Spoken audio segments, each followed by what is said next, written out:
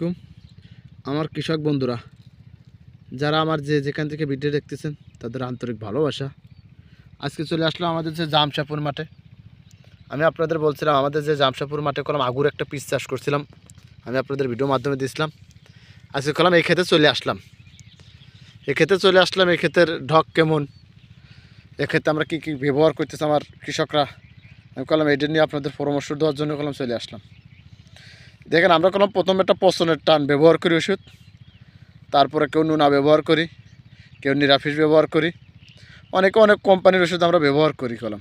আমি আপনাদের দেখাই, এটা আমাদের জামশাপুরের আগুর একটা পিস ক্ষেত।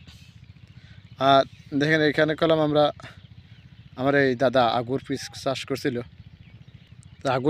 করছিল, আমি আপনাদের দেখাই। এই আগুর পিস চাষ করছিল।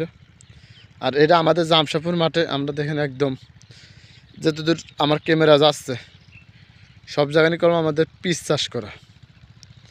আর আমরা এই পিস চাষ করি কলম আমাদের প্রথম কাজে আমাদের পিস চাষ আর রসুন ও পাট, আর বাগবাতি চাষ আমরা কিছু করিনি। তারপরে এবার ফসলের যে রকম দাম, আমরা কলম অনেক কৃষকরাই একটা ক্ষতির মুখে পড়তেছি। ফসলের দাম হচ্ছে আজকে শুক্রবার, পিজের বাজার মুরকাটা বাজার আছে 1400 ও 1500 টাকা মন মাথা। তারপরেও দেখেন, আমি আপনাদের দেখে আমরা যে জামশাপুর যে মাঠের আমাদের যে পিএস দেখেন যে অলরেডি কলম নামতেছেন আমার জন্য, দেখেন যে প্রস্তুত নিচ্ছে, গোড়াই কলম চলে আসছে। আর গাছগুলোর দেখেন এই যে বকগুলো কলম খুবই মোটা হয়েছে। আমি আপনাদের বলছিলাম আমরা এই গাছ না হলে কলম ফসল ভালো হয় না। দেখেন গাছ হলেই ইনশাল্লাহ আপনার ফসল ভালো হবে।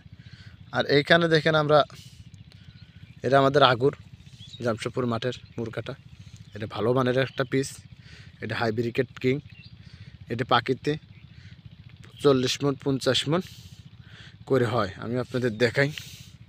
তারপরেও আমরা এখানে কলম আমাদের যে জামশাপুর মাঠে এই ক্ষেতে দেখেন একটু পুরা রোগ কলম আছে, এই পুরা রোগ আছেই। তা আমরা আর একটা নিরাফিস ব্যবহার করলে এই পচনের ওষুধটা অলরেডি উঠে যাবে। তারপরেও কলম আমি আপনাদের দেখাচ্ছি আমাদের যে গাছের একটা ভাব, দেখেন ঠিক ফসলের সেরকম দাম নাই।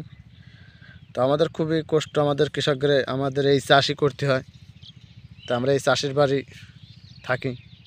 তা যেখান থেকে আমার এই ভিডিওগুলো দেখতেছেন ভাই, একটু কৃষকদের পক্ষে থাকেন ভাই। আর আবার সবাই আমার চ্যানেলটা সবাই লাইক দেন, শেয়ার করেন। আর আমি কৃষি মাধ্যমে ভিডিও দেওয়ার জন্য আপনাদের মাঝে চেষ্টা করব।